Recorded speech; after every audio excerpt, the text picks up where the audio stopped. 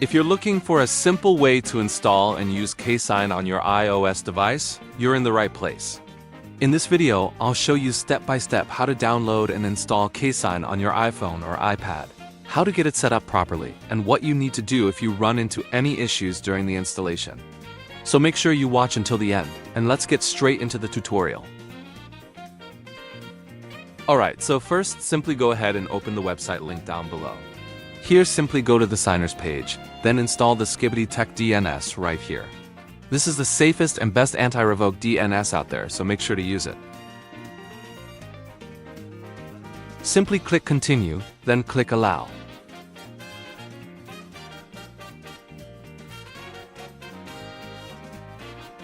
Now simply open settings, then click on the downloaded profile and install it right here.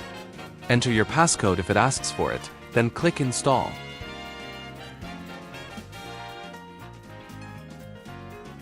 Now this bookmark should appear on your home screen. Now simply open the same website once again. Then scroll down till you reach the Ksign section. Then simply go ahead and click to install. Then click to install Ksign and wait for it to install right here. Once installed, if you try to open it, it should give this error right here. Now simply go back to VPN and device management, and then trust the enterprise app, then restart your device.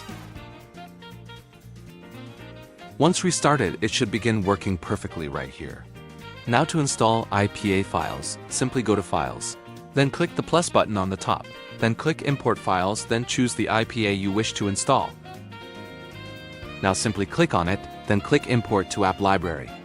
After that, go to Apps, then click on the app, then click Sign and Install, then wait for it to install. And that's it!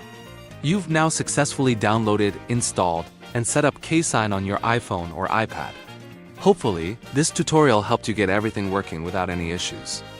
Thanks for watching, and I'll see you in the next one.